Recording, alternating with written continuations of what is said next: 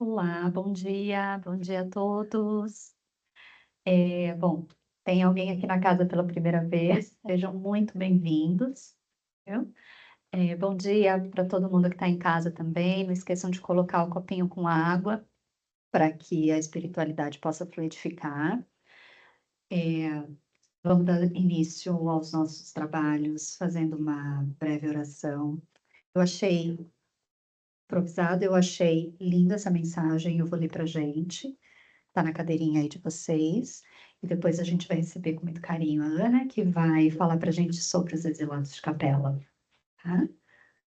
Então vamos fechando os nossos olhos, conectando os nossos corações, acalmando os nossos pensamentos, pedindo que a espiritualidade amiga nos envolva, nos acolhe, com um coração imensamente agradecido por esse domingo, por estarmos aqui entre amigos.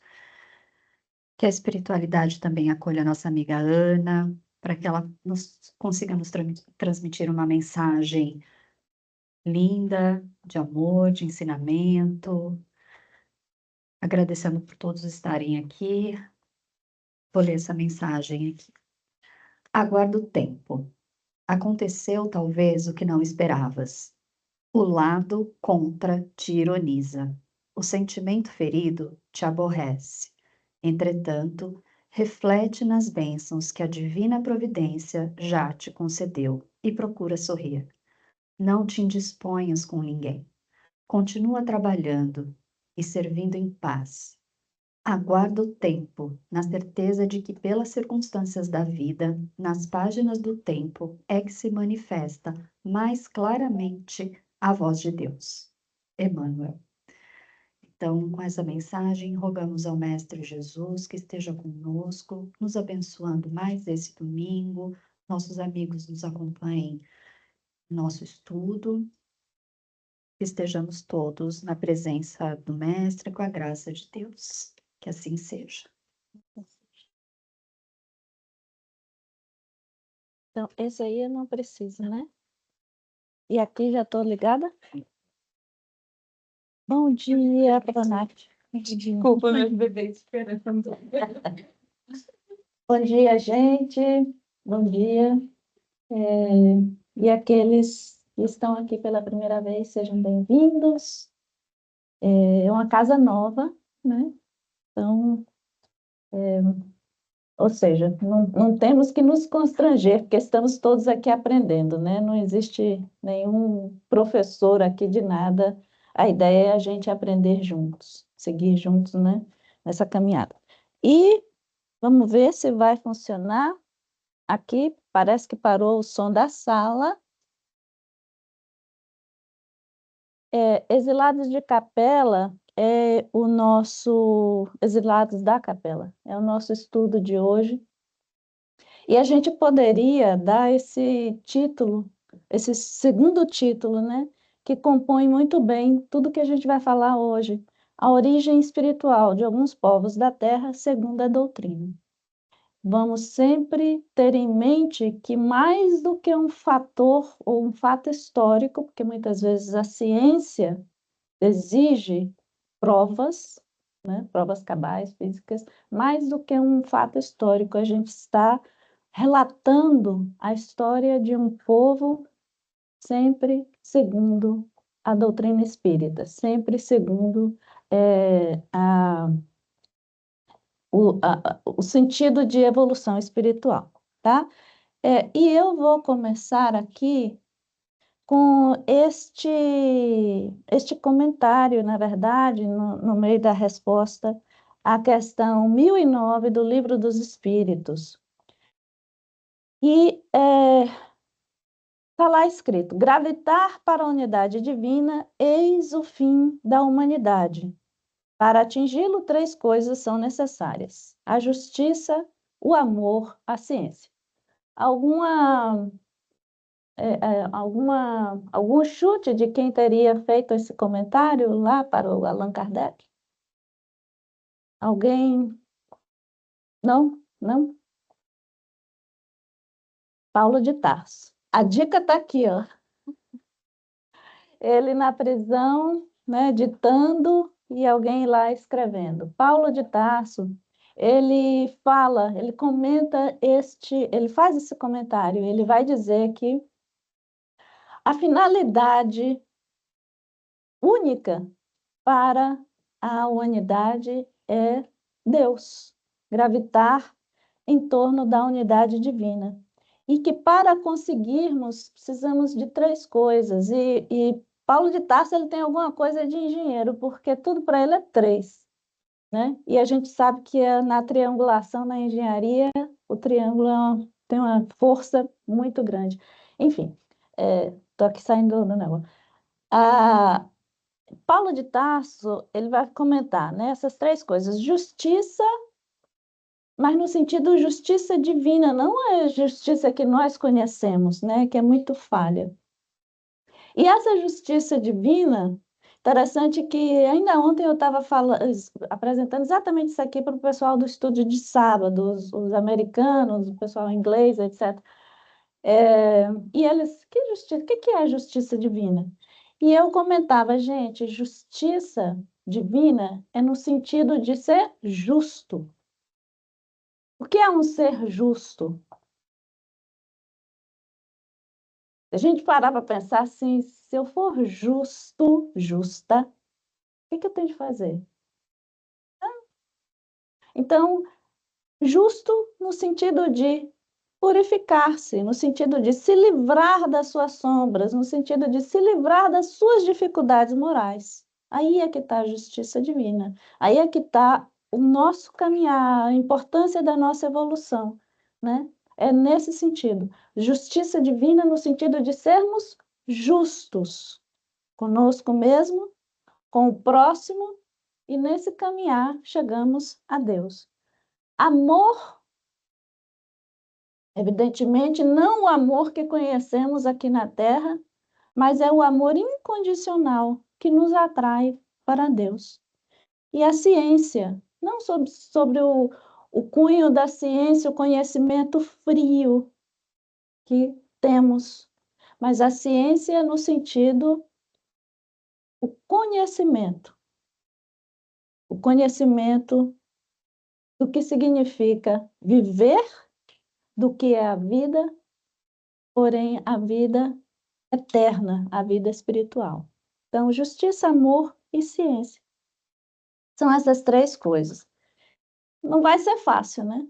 Já deu para ver que o negócio não é tão simples assim como Paulo fala, mas o que eu gosto de Paulo é que a gente faz o estudo do livro de Paulo Estevam, mas todos os comentários de Paulo, ele escreve muito bem. Ele era um doutor da lei, ele tinha pleno conhecimento de retórica. Então, ele não usa palavras de forma aleatória. Uma pessoa extremamente inteligente, ele vai usar a palavra de forma precisa. E aqui ele está falando gravitar. Gravitar vai lembrar a gente o quê? Que movimento?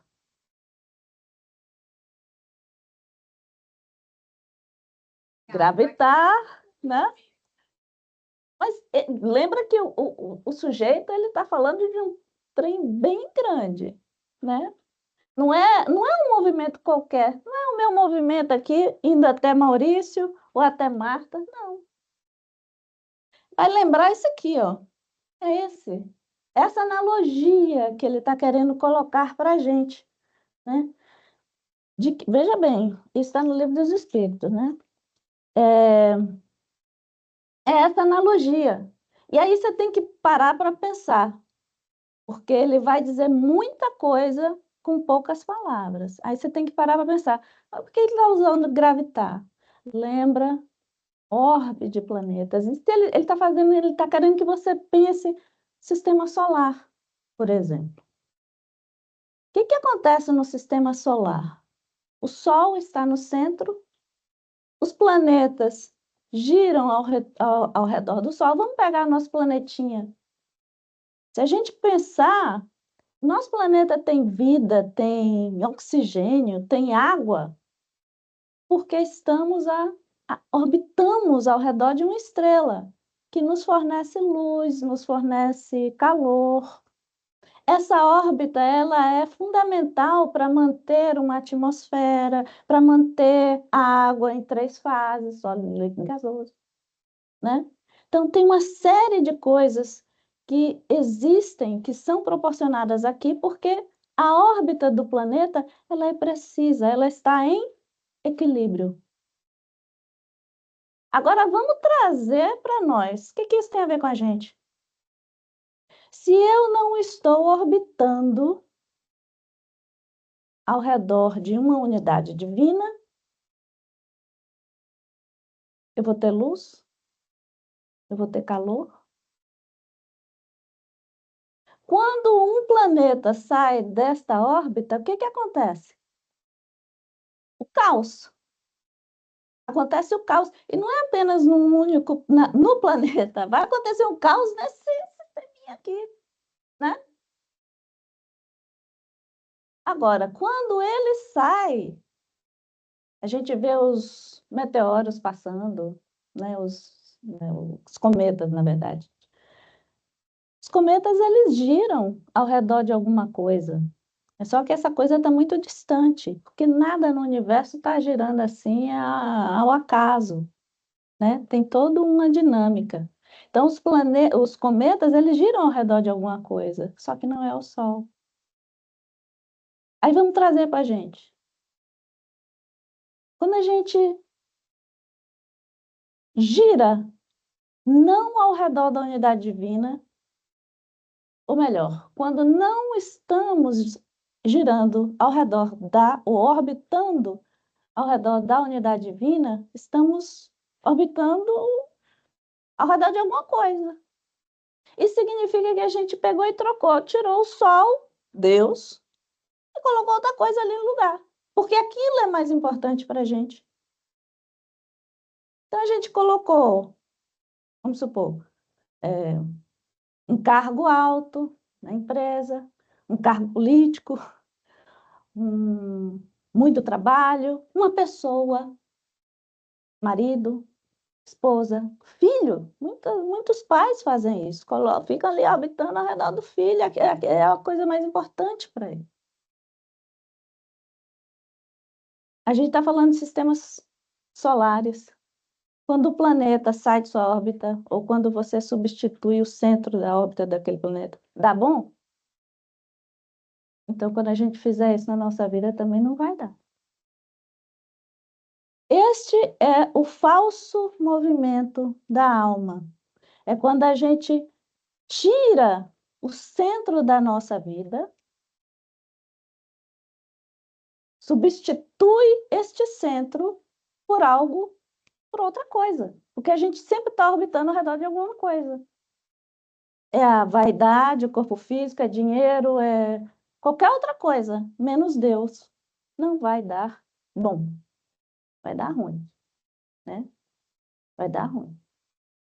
Então, é o que se chama de falso movimento da alma. É quando a gente sai daquela órbita e a gente resolve orbitar outra coisa.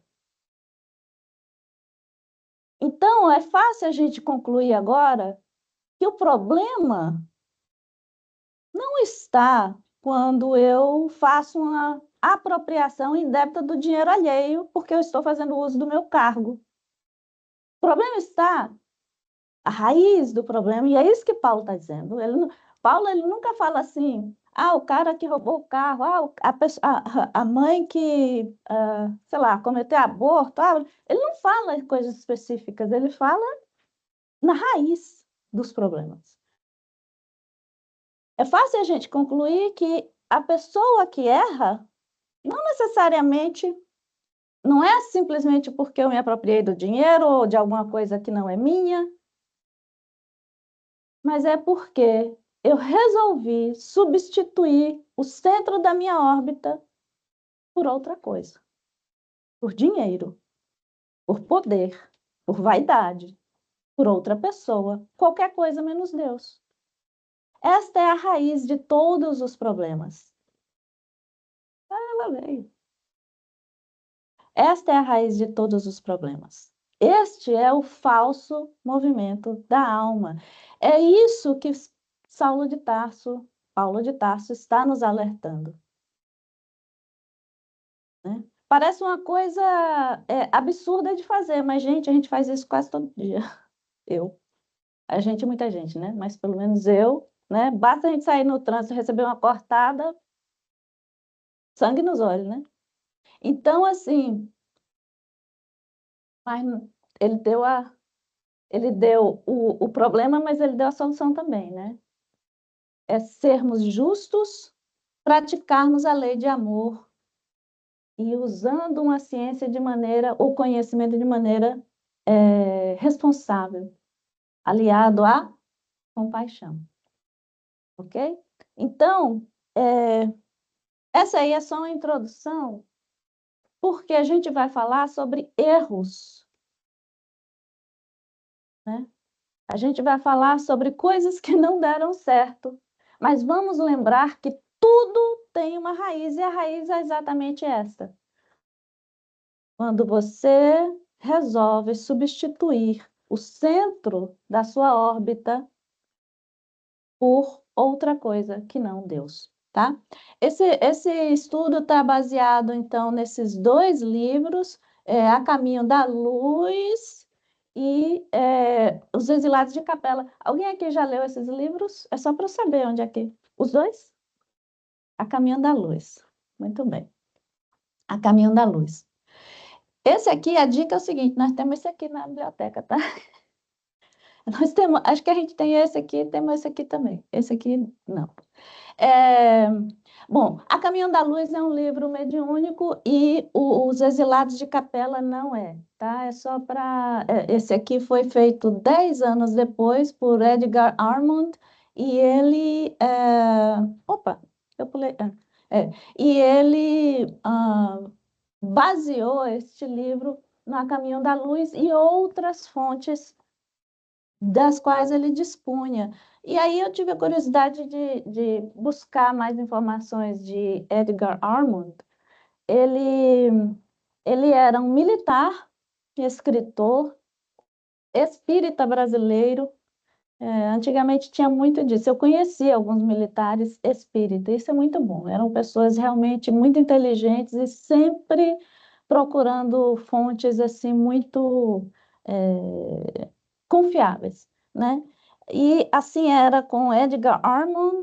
Ele teve um papel muito importante na formação e nos trabalhos que ocorreram em sua época junto à Federação Espírita de São Paulo, e ele escreveu aí esses 3 livros, são clássicos da literatura espírita, esses 3 livros. E aí, como ontem eu estava falando com o pessoal americano, eles adoram ver coisas, assim, saber as coisas específicas, eu coloquei aqui a constelação de Capela, que em inglês seria Origa, e para nós, eu não sei porquê, a constelação do Cocheiro. E tá, eu nunca olhei para o céu para poder ficar olhando essas coisas assim, não me interessa exatamente onde é que estão as posições, porque o interessa é a lição atrás disso. Mas quem olhar para o céu, se você olhar o cinturão de Orion, né? Aí do ladinho vai estar a constelação do Cocheiro, e Capela seria aqui essa estrela que é aqui no cantinho, tá? E tudo isso que a gente está falando aqui é porque a gente vai comentar uma história. E não se choquem se eu fizer a seguinte pergunta. Gente, Adão e Eva, é mito ou é verdade? Bem no baianês. Vamos lá, gente, fala aí, acorda, cadê o café? Mito? Mito? Mito? É uma historinha, né? Olha só, vou dizer assim, eu antes. Eu acreditava que essa história, obviamente, não era verdade, mas era uma maneira de os antigos buscarem explicações para as origens. E por isso aí estava tudo bem, ok? Olha, nossa nova universitária. É, eu disser para vocês que é verdade. Difícil, né? Mas é verdade. Não como Adão e Eva não como pessoas, personagens. A questão é o seguinte: todos os profetas, a cultura hebraica, ela é extremamente, como é que eu posso dizer assim? É, a palavra correu aqui.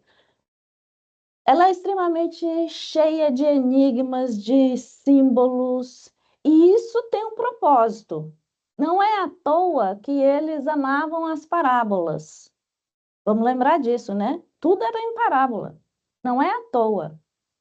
Eles têm uma certa vaidade intelectual, tinham, né?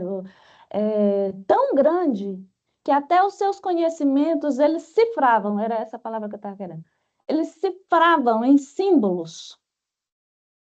E tudo o que você lê, o Velho Testamento é saturado de símbolos.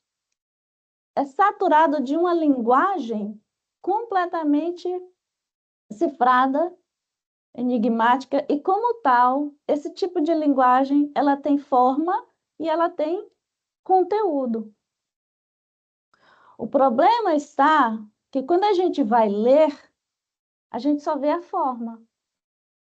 Adão e Eva é a forma, foi o símbolo que eles utilizaram para contar uma história.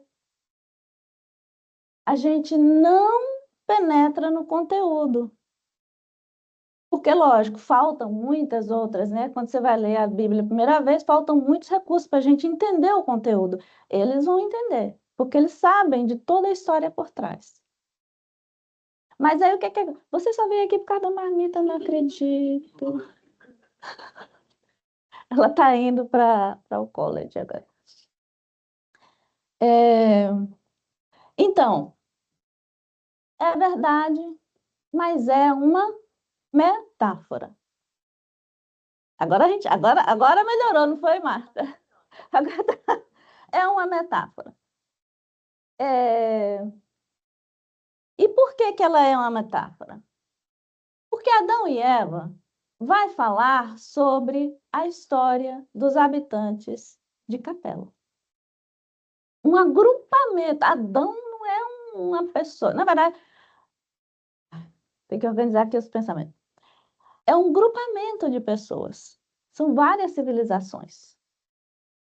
Então, existem aí duas conotações para o Adão. Sim, teve essa questão da migração, mas também o Adão, se você parar para pensar, ele é... Adão somos nós, gente. Sem tirar nem pôr. É raio-x, PET scan. Porque, veja bem, essa família vai produzir uma pessoa que vai matar o seu irmão por ciúme, por inveja, blá, blá, blá. Uma série de coisas, uma série de dificuldades morais que está aí. Adivinha sendo a nós na fita? Mudou alguma coisa daquela época para cá? Mudou. A gente ainda continua ainda pelejando nas mesmas dificuldades. A gente vê assassinatos todos os dias quando a gente, né, deprime até se você ficar só ligado nas notícias, né? A gente vê ainda todas aquelas misérias acontecendo. Então, não é coisa lá do passado. E nem é tão metáfora assim. Está falando também a história nossa.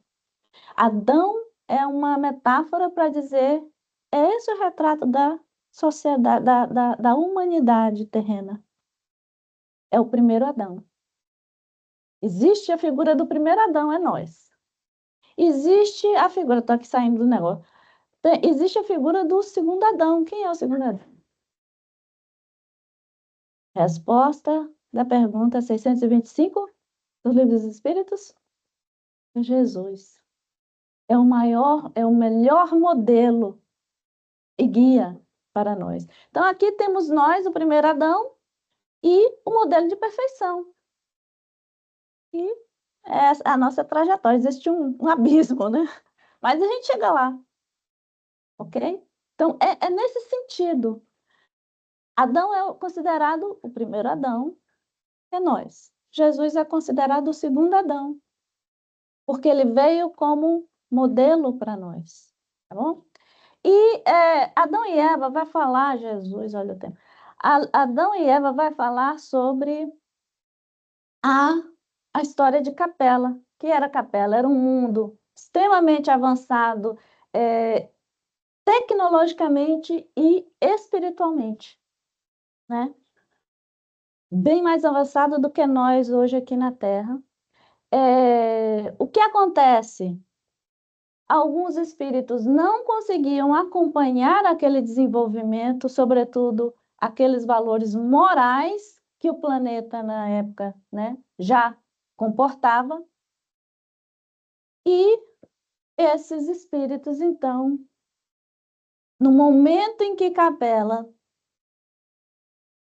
estava pronto para dar aquele salto para a sua nova fase, esses espíritos que não conseguiam acompanhar foram convidados a se retirar e ajudar no desenvolvimento de um outro orbe. Ok? Então, é essa a história. Olha se não parece Adão e Eva. Você está lá, né, vivendo num paraíso super legal, cheio de coisinhas, animais, etc. Você tem um fruto lá proibido. Que fruto é esse? Aliás, aqui está parecendo até uma pera com peste bubônica. Então, um negócio assim horrível.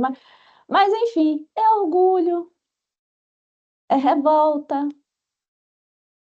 Todas as dificuldades da alma humana. E depois eles são expulsos do paraíso.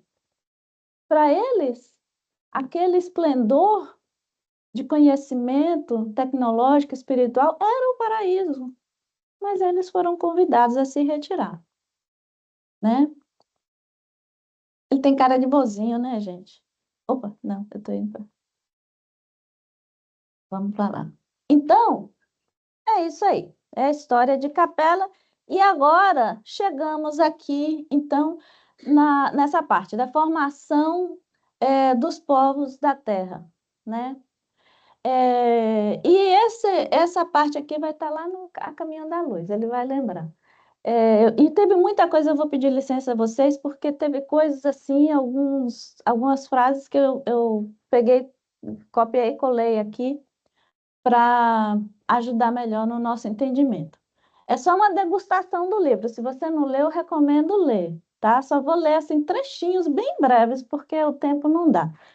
Mas no A Caminho da Luz, ele vai falar da formação dos povos da Terra. E que o primeiro seria... Tem um negócio, tem um ruído aqui, né? O primeiro seria a África, né? São 6 os povos que vão ajudar no desenvolvimento do planeta.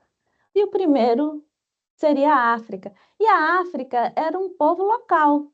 A África era exatamente aquele agrupamento no qual Jesus e seus prepostos, seus auxiliares, formularam ali várias combinações genéticas até chegar, né,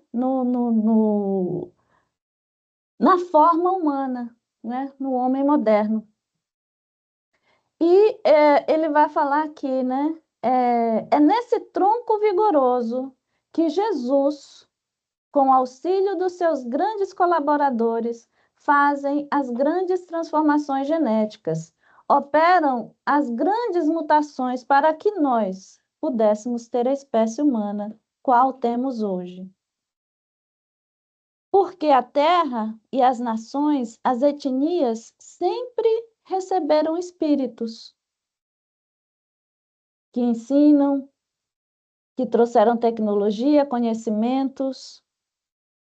Acontece, gente, que nós hoje temos a empáfia, a soberba de achar que somos nós que estamos evoluindo a partir dos nossos conhecimentos.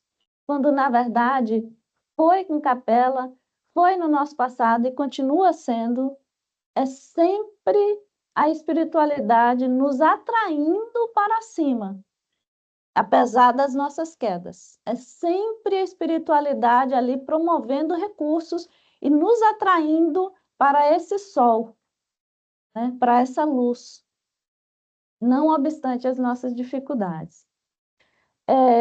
E aí ele vai dizer o seguinte, né? A nação africana é a mais antiga das civilizações terrestres. Nação que se organizava em tribos, que se distribuía de forma simples, cultuando os poderes da natureza, vivendo em harmonia com recursos naturais, ensinando através da sua força de trabalho, da sua perseverança e da sua coragem. Ou seja, nos deixou aí uma grande lição de força de trabalho, de mansidão, de pacíficos, né? E de ser pacífico. Eu acho engraçado que eu tinha acabado de falar sobre ontem, eu tinha acabado de falar sobre a questão da forma, da gente não apenas olhar a forma. Aí assim, tinha uma senhorinha aqui falando assim, mas aqui está parecendo os aborígenes da Austrália, não é o pessoal da África. Eu falei, não, isso aqui é só uma... Enfim, não se prenda na forma, pega o conteúdo. Na verdade, eu peguei de um documentário que falava exatamente das migrações saídas da África.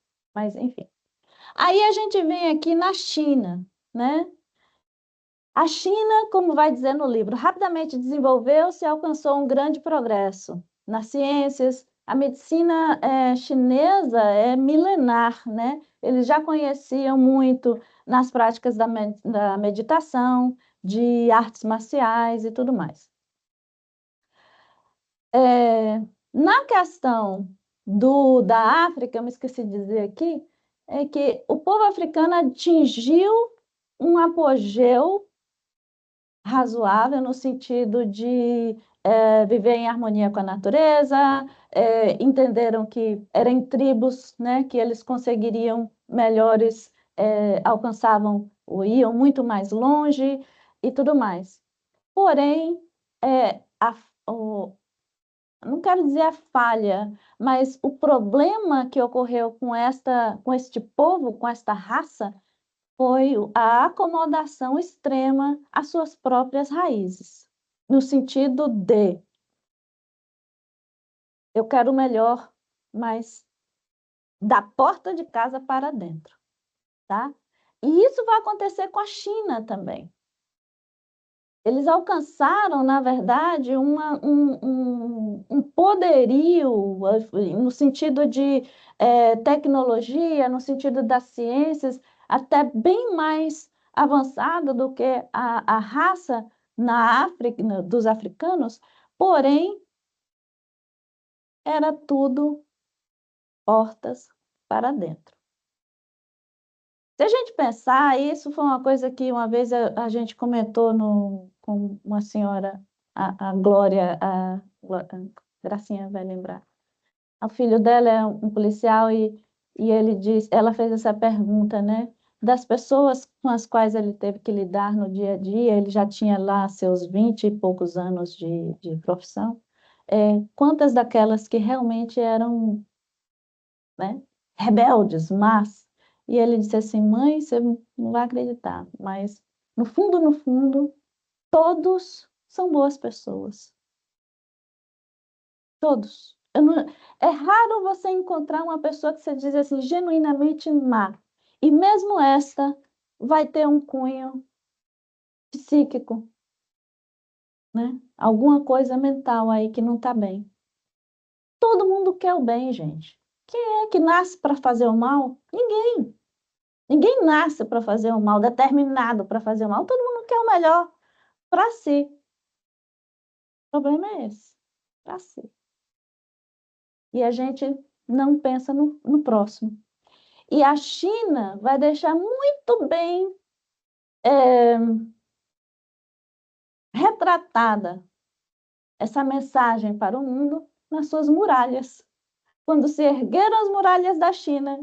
Gente, se você parar para pensar, a muralha da China, você consegue ver do espaço. Trem tão grande. Para que eles ali se fechassem. Aquelas conquistas eram portas para dentro daquela muralha. Esse foi o problema, né?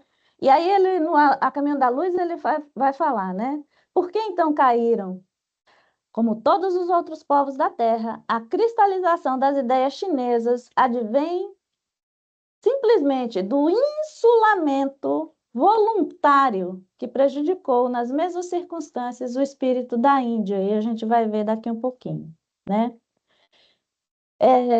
Então, esta é a ferida, é a chaga da raça chinesa, o egoísmo que se fecha, o egoísmo que quer construir um paraíso dentro dos limites de sua própria muralha, né?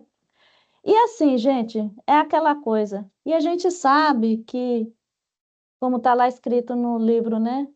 Civilização e progresso, como a própria vida, dependem sempre da troca incessante. É quando a gente une as mãos que a gente chega mais longe. Quando a gente resolve separar, a coisa já começa a ficar difícil, né? Não é à toa que temos aí dentro das leis universais a lei do amor, está ali, ó, juntinho com a lei do progresso. E vice-versa. Você não consegue dissociar uma coisa da outra. Hum?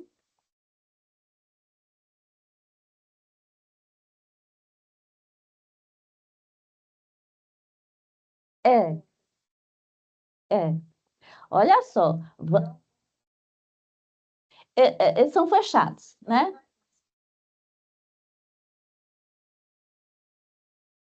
É. Nesse quesito, na questão política, a gente tem que pensar que o estudo do proposto aqui no Caminho da Luz, ele está falando de raças e raças lá. O que temos hoje é uma mistura de todas essas raças. A gente vai ver, né? Então, a gente deve pensar no que foi que aconteceu, né? O que temos hoje é uma mistura de todas as raças. A China, como a África, é um povo originário daqui, já estava aqui. E hoje a arqueologia, eu adoro assistir os documentários, a arqueologia fala porque a China começou a abrir também por conta dos profissionais, enfim, dos cientistas, eles abriram um pouco dos seus estudos arqueológicos. E a gente vê exatamente, não só na África, na China também houveram mutações genéticas e que geraram seres completamente, ou seja, esquece aquele negócio de Neandertal, em linha, não, era tudo junto e misturado, várias espécies juntas. E na China houve uma espécie que aparentemente viveu em tribo e tão bem quanto os Neandertais, por exemplo. Então, assim, né, a própria arqueologia já está falando o que Chico disse lá quer dizer, Emmanuel, em 1939. Agora a gente chega nos egípcios. Esse é o primeiro povo, de fato, degradado de Capela. Esse não veio daqui, né? Novamente, se a gente pensar nos egípcios de hoje, os egípcios de hoje, na verdade, são árabes, porque aqueles egípcios ali já nem estão, tá? Então, não vamos pensar no povo de hoje, não. A raça de hoje, não. É na raça dos antigamente. Como diz aqui no livro, os egípcios traziam consigo uma ciência que a evolução da época não comportava. Imagina você vir de Capela, um mundo tão intelectualmente desenvolvido como a Terra, por exemplo, ou mais, hoje, e você vai para um orbe onde você vai encontrar primatas. Difícil, né? Difícil. Os que mais se destacavam na prática do bem eram os egípcios e o culto da verdade, um grupo com menor acervo de débitos. E é esta a razão que faz com que eles, em poucas centenas de anos, resgatem esse débito e volte para a capela. Então, o egípcio que está lá hoje é uma formação, é o resultado de muita mistura. Porque este aqui, da migração, já disse hasta la vista, baby. Né? Aí é que vamos falar das pirâmides, né? Olha só. Sabiam da existência do Deus único e absoluto, mas os sacerdotes conheciam igualmente, olha só, a função dos espíritos prepostos de Jesus na execução de todas as leis físicas e sociais da existência planetária. Eles tinham uma memória viva da questão do Deus único e de que os espíritos puros demandavam o auxílio de outros espíritos puros. Eles tinham isso muito claro, eles tinham muito claro a questão da imortalidade da alma, da comunicabilidade com os mortos. Era claríssimo isso para eles, tá? Uma saudade torturante do céu foi a base de todas as organizações religiosas. Em nenhuma civilização da Terra o culto da morte foi tão altamente desenvolvido. Motivados pelo forte desejo de regressar, desapareceram para sempre do plano tangível do planeta. As pirâmides revelam os mais extraordinários conhecimentos. Encontram-se ali os roteiros futuros da humanidade. Cada medida tem sua expressão simbólica. Vale a pena ler o livro para você entender que cada medida dessa pirâmide, o que significa. É um troço de assombrar. É de assombrar. Então, isso aqui foi construído por eles, não é os egípcios de hoje, nem os egípcios de 3.000 anos atrás. Construído para aquele povo, tá? Por que caíram? Porque eles também caíram, né? E aí ele vai falar, né? Diz o benfeitor Emmanuel, né? Nenhuma grandeza espiritual feita sem a construção do sentimento, justiça, amor, caridade, ciência. Nenhuma grandeza espiritual feita sem a construção do sentimento é grandeza legítima. Não adianta nada eu saber de tudo e esse sentimento ser frio. Que adianta minha ciência se eu não guardo compaixão? Paulo de Tarso, ele disse, a letra mata, o espírito vivifica. É preciso que a gente extraia o espírito da letra para a gente saber aplicar aquele conhecimento de forma responsável, mas sobretudo de forma compassiva. Né? Então, e também os egípcios foram relapsos na educação do sentimento. Era sempre essa a nossa função aqui, né? Da África, da raça chinesa, da raça egípcia, é a educação do sentimento. Porque o sentimento vai nos levar a valores morais, a um sentido de moral. E com o sentido de moral, valores morais.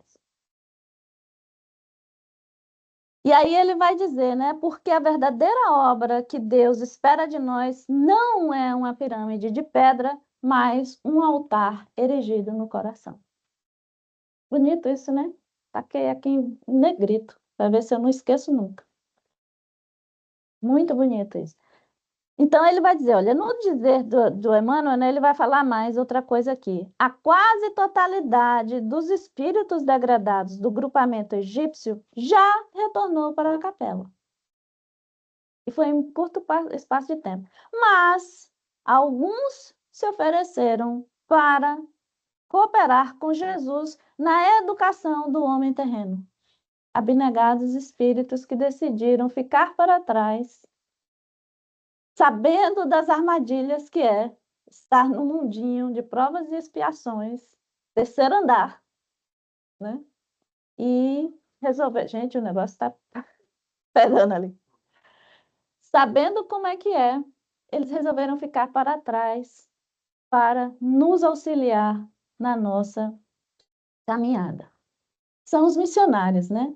Então, tem alguns ainda espécies, alguns poucos gatos pingados aí daquela época ainda né, circulando pelo mundo. Mas eu quero crer, eu posso imaginar até quem sejam. Não vou falar por irresponsabilidade, mas eu posso até, por responsabilidade, mas eu posso até imaginar, porque Jesus não fez nada sozinho, né, gente?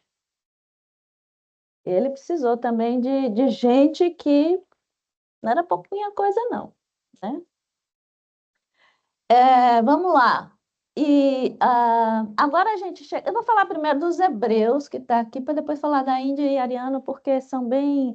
Os arianos, Jesus, o tempo. Não, os hebreus.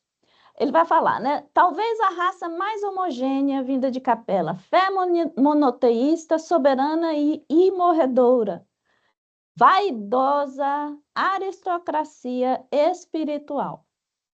Vaidosa aristocracia espiritual. Lembra que a gente falou dos profetas, como é que estavam escritas as histórias, etc. Todo aquele conhecimento cifrado apenas ali, ó, dentro dele. Dada a sua vaidade exclusivista e pretensiosa, a raça mais livre, a mais internacionalista, mais fraterna entre si. O problema é esse. Entre si. Entre eles, super se ajudam. Pô, bacana. Desde que você faça parte do time. Que nem Flamengo. Você faz parte da torcida do Flamengo, é a glória. Tá fora, é Flamengo e um. Eu falo isso porque meus filhos são flamenguistas, é assim. Pegando aqui no pé de Maurício.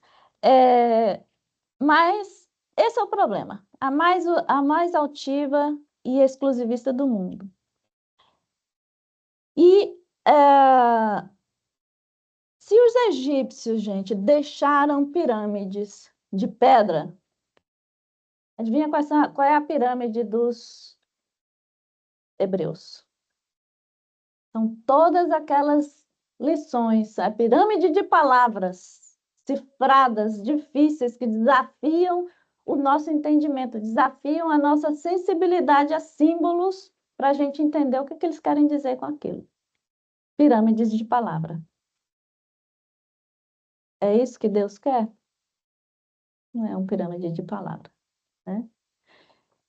Então, por que caíram? Todos querem um paraíso, todos querem um mundo de esplendor. O problema é que querem para si mesmos. E aí, Emmanuel vai dizer uma outra coisa. O povo mais endividado perante a lei divina, esse agrupamento hebreu. É aquele que veio com a maior soma de débitos. É o que ele fala. E quando a gente lê um negócio desse, a gente fica pensando assim, gente, Jesus nasceu ali dentro, né? Mas se a gente lembrar de uma outra coisa que ele falou, porque para bom entendedor, pingo basta, ele diz: eu não vim para os sãos.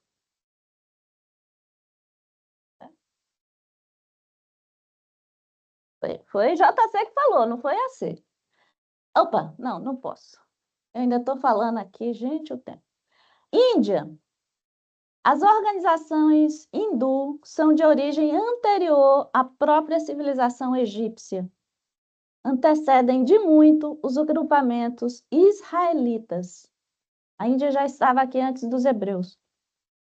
Esse agrupamento, que abrigou também os arianos, é talvez o povo mais espiritualizado. Lembra que esse pessoal, eles já conheciam, gente, os corpos espirituais, a memória deles, eles sabiam que eram degradados e tinham uma memória clara também. Então, da questão espiritual, eles sabiam de corpos espirituais, corpos sutis, conheciam técnicas de cura, técnicas de respiração, meditação. Gente, esse pessoal era muito, muito, muito avançado, né? Agora, a coerência é que um povo que tanto sabia da questão da reencarnação e cria um sistema baseado em castas. Não dá para entender. Dá para entender. Eles conhecedores de tanta coisa boa, tinham tanto conhecimento, eles resolveram usar esse conhecimento para separar em vez de educar. Resolveram usar o conhecimento para separar em vez de confraternizar. Embora eles soubessem, como ninguém, do conceito de reencarnação. Sim, senhora.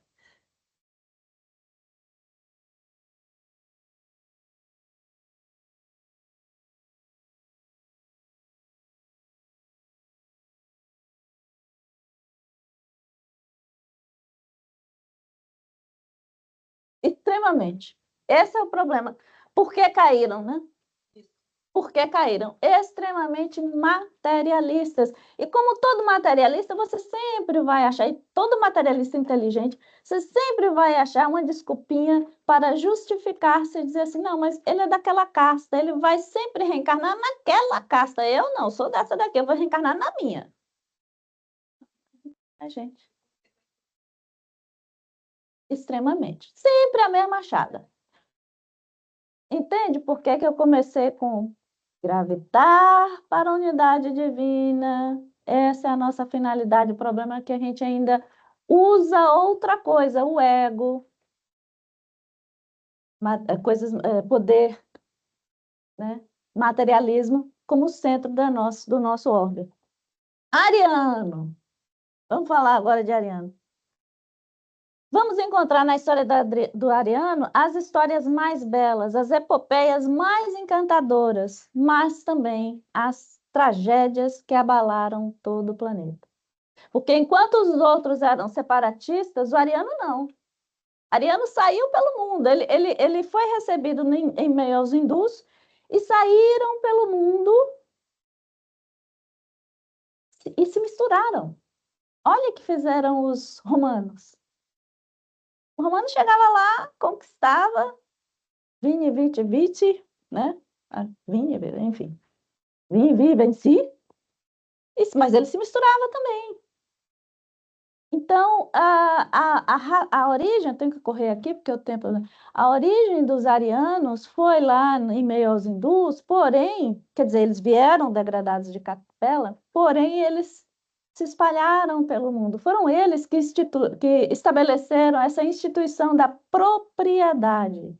É meu, conquistei. E em nome dessa ânsia de poder, de conquistar, eles então invadiram o mundo, promoveram guerras, muito derramamento de sangue, né? Muitas lágrimas, mas eles se misturaram. Extremamente inteligentes, capacidade estratégica como ninguém. Inclusive, hoje é dito que a nossa cultura ela é ariana. Não tem mais, tá ali no canto na Ásia, tá, não, ficou ali só na Europa. Esqueça isso, tá só na Europa não. A América tá cheia de gente que, né, veio da Europa, né? E lá no Oriente também. Então, a nossa cultura predominante hoje, o Adão que somos hoje, é o retrato de uma cultura baseada na cultura ariana. Por isso que a gente é tão acostumada, a gente ouve calamidades, guerras, um assassinato, e a gente consegue dormir. A gente passa de um dia para o outro, porque aquilo aconteceu com o outro, não foi comigo. Quantas vezes bate o telefone assim, aquela sinalzinho, o alarme, o Amber Alert, você só corre ali para poder tirar aquele ruído que está lhe incomodando, você nem lê a mensagem, porque não está acontecendo com você. Mas aí, um dia eu comecei a lembrar assim, eu digo, gente, peraí, tem um pai, tem uma mãe desesperado. E se fosse eu? Né? Tem gente procurando alguém, e esse alguém deve estar desesperado. E se fosse comigo? É tão simples a gente tirar aquele ruído que está incomodando a gente no meio da madrugada. Inferno, no meio da madrugada, atrapalhando meu sono. Esse é o pensamento ariano, né? Esse é um povo perdido, na sua maioria, espíritos revoltados com as condições do seu degredo. A culpa é a vida, porque eu fui e despenquei daquele paraíso lá no quarto andar para o terceiro andar. A culpa é sempre os outros. Eu sou revoltado porque Deus. E aí eu começo a negar Deus. Eu começo a negar sentimentos. Pouco afeitos aos mistérios religiosos, ânsia de conquistar um novo paraíso. É o grito do revoltado. Se eu perdi o paraíso lá, Adão e Eva, eu vou construir o paraíso aqui, mas com as minhas leis, com a minha justiça, com o meu conhecimento de amor. Aquele amor assim, eu te amo, até você não fazer o que eu quero. Né? Por que caíram? A ferida do Ariano é um coração enrijecido. É um coração de gelo. Está aqui escrito, não sou eu não, tá? É um coração de gelo, insensível. Por que isso, gente? O Ariano não quer sentir. Porque no momento que ele abrir uma brecha, ele vai sentir essa saudade do que ele perdeu. Ele vai sentir toda essa angústia de milênios. E essa dor moral é muito difícil de conviver com ela. Então, daí esse coração de pedra. Né? Aliás, aí vem os missionários, né? Vamos lembrar, então os arianos saíram lá da Índia, da Ásia, se espalharam pelo mundo, pela Europa, e nenhum deles eram afeitos a práticas religiosas. Mas, por exemplo, se a gente começar a lembrar aí da história mesmo, os celtas, eles vão começar a cultuar forças da natureza. Dentre os celtas existia ali um grupinho, né, que eram mais assim, com um cunho mais assim espiritualizado, os druidas. Conhecemos algum druida importante?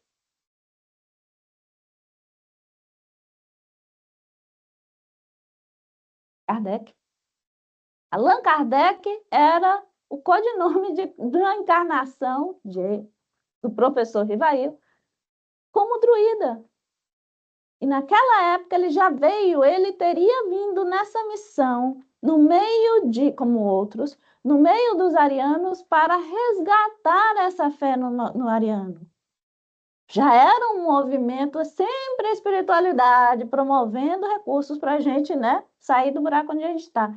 Já era uma tentativa de recuperar a questão da fé entre os arianos. E depois ele dá essa continuidade, nascendo na França, né, trazendo essa doutrina espírita, graças a Jesus.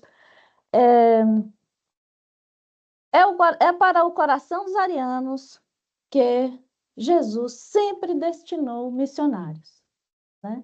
Não vim para os sãos. Eu estou esquecendo aqui alguma coisa que eu vou assim e ficar bem chateada comigo mesma. Então, olha só. Estamos aqui, né? África, Índia, Egito, China, todos esses formaram as raças que formaram o povo na Terra. Todos caíram. Todos eles a gente vai ver que eles experimentaram. Dá para ler, gente? Todos caíram. E por que que todos caíram? Disse Paulo de Tarso, né? Ainda que eu conheça tudo no mundo, ainda que eu fale a língua dos homens e dos anjos, ainda que eu doe tudo o que eu possuo, ainda que eu detenha todo o conhecimento do mundo, se não houver amor, nada sou. É aquele meteoro, aquele planeta em órbita maluca. Eu preciso retornar à minha órbita junto à unidade divina. E dele me alimentar de luz, dele me alimentar de amor e dele conseguir finalmente os passos para o retorno à unidade divina, né? Porque é isso, gente. Quando a gente está nesse falso movimento da alma, quando eu substituo Deus por qualquer outra coisa, a vaidade, corpo, né, malhado e tudo mais, não é que a pessoa vá de uma hora para outra simplesmente esquecer de tudo, esquecer de amar um filho, ou um esposo, um marido, uma esposa, ou esquecer de fazer o bem. Não é isso, a pessoa continua funcionando, sabendo até. Mas o problema está que esse amor com seus amigos, amor com seus filhos, com seus parentes, seus familiares, é um amor egoísta. Não é aquele amor incondicional, é um amor egoísta. Tanto quanto nada aconteça com meus parentes, com meus familiares, está tudo bem. Ou tanto quanto meu filho obedeça tudo que eu faço, está ótimo. Até a caridade que a gente faz é uma caridade que ela é meio capenga. Do tipo assim, você faz para se sentir bem, para fazer o seu dever de casa. Quantos espíritas, a gente fica sabendo das histórias, né?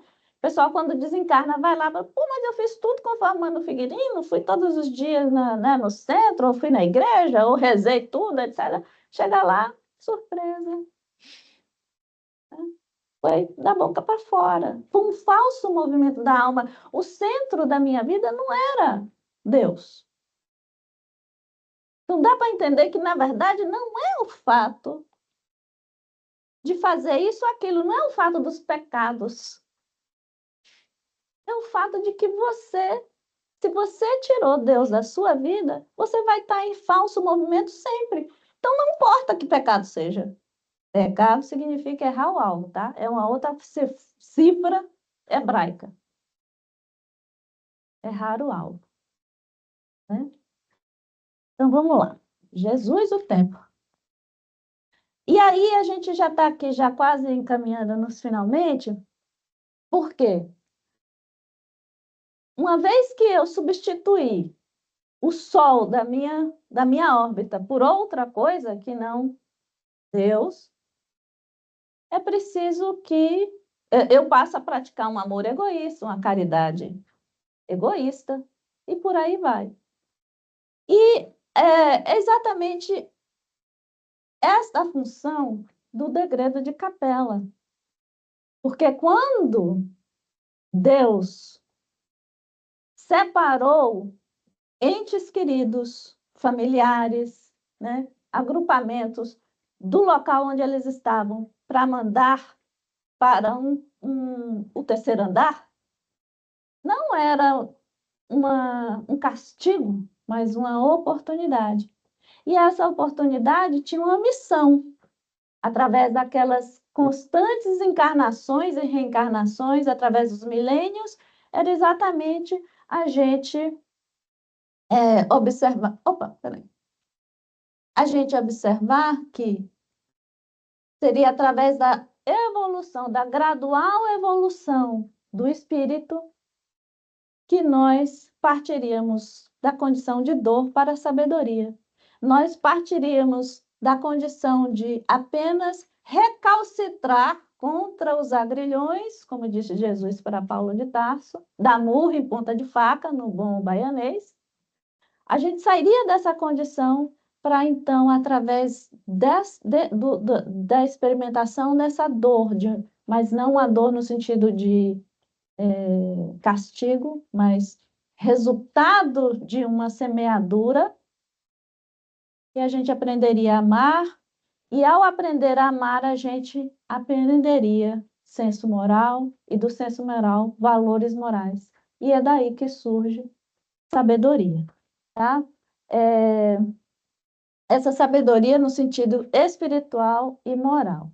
E aqui a gente, fechando, né? É exatamente isso aí que Paulo estava se referindo. Nenhum desses agrupamentos estava na sua órbita de equilíbrio. Todos eles estavam numa órbita caótica, né? E o que isso tem a ver com a gente hoje? né? Vou correr aqui. Isso tem a ver com a gente hoje, gente, porque Capela viveu isso há milhares e milhares e milhares de anos. Só que tudo é cíclico. Adivinha quem está passando pela mesma situação? Olha nós na fita outra vez, né? Nós estamos vivendo essa situação hoje. Vivemos um mundo de transição, como Capela também existia. Nunca a gente viu coisas assim tão antagônicas, coisas absurdas como a gente vê hoje em dia. E, assim, a gente vai ver, né? A história de Capela é, assim, uma metáfora espiritual para falar de queda, de aprendizado e redenção, mas fala de nós também, do nosso momento presente. Porque essa realidade não está distante no tempo e no espaço. Ela está exatamente aqui e agora, acontecendo com a gente. Então, por isso que é importante a gente conhecer isso, para a gente, então, percebendo isso, a gente promover o autoconhecimento, a gente promover as escolhas responsáveis, sabendo que o que você planta hoje, você colhe amanhã, né? E aí, entendendo o que aconteceu no passado, o que eu vou escolher de maneira responsável para que eu viaje pelo universo, não porque alguém está me convidando, mas porque é meu processo natural de evolução, né? É porque é o nosso processo. Então, se Deus quiser, nós vamos permanecer aqui no planetinha, né? Quando finalmente chegar lá no quarto andar. Mas tomara que nós façamos o nosso dever de casa e a gente não seja convidado a se retirar. Aliás, é uma coisa que acontecia com Chico, uma vez conversando com Geraldinho, ele disse assim, que Chico, de vez em quando, ele chegava depois dos trabalhos, no meio da noite e tal, estava tudo quieto, ele, olha, você está ouvindo? Está ouvindo o quê, Chico? Não tem nada. O lamento das almas. Era a Segunda Guerra, já pós-guerra, né? Já tinha acontecido guerra. Era o lamento das almas que estavam sendo deportadas. Porque essa questão de você ser convidado a se retirar não é tudo de uma vez, né? Gradativo, vão em grupos. Havia acontecido a Segunda Guerra Mundial, havia acontecido muita coisa, então ali ainda existiam espíritos sofredores e a determinado momento muitos foram convidados a se retirar. Então, que nós aprendamos o nosso dever de casa, que a gente entenda exatamente onde é que a gente está parado, porque é como o Paulo de Tarso fala, né? Se a gente está em Cristo, significa que estamos com nossa órbita equilibrada, harmonizada, né? As coisas antigas de Capela, as coisas do já passaram. Ele estava falando dele mesmo. Os seus erros já passaram, assim como os nossos. Mas se a gente está em Cristo, é o momento de surgir o homem novo, né? Nada podemos fazer do que já aconteceu. A questão é daqui para adiante, né? Lembrando sempre que é com a colaboração, é de mãos dadas que nós alcançamos o progresso e o retorno à luz. Jamais sozinhos. Já deu aqui, já passou muito tempo. Muito obrigada pela paciência, gente.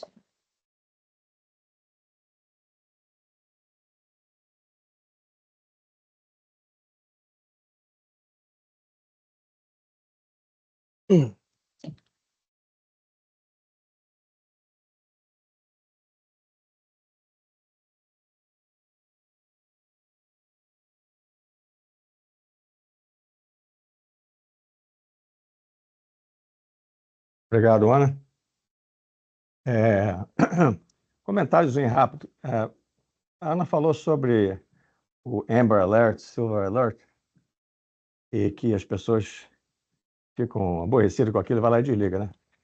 Uma coisa para pensar também é o seguinte: quem manda o Amber Alert? Qual é a intenção? Será que é para a gente pensar nessas pessoas que se perderam ou que foram raptadas? Ou é simplesmente para ajudar a polícia a achar e resolver o caso? Bom, ficando com essa reflexão, então vamos agora passar para a segunda parte do nosso trabalho, que é o momento do passe. Pessoal que nos acompanha aí pela internet ao vivo, a gente pede que fique conosco para receber esses fluidos, aguardando também a prece final. Gostaria de pedir então que os nossos passistas se colocassem na posição.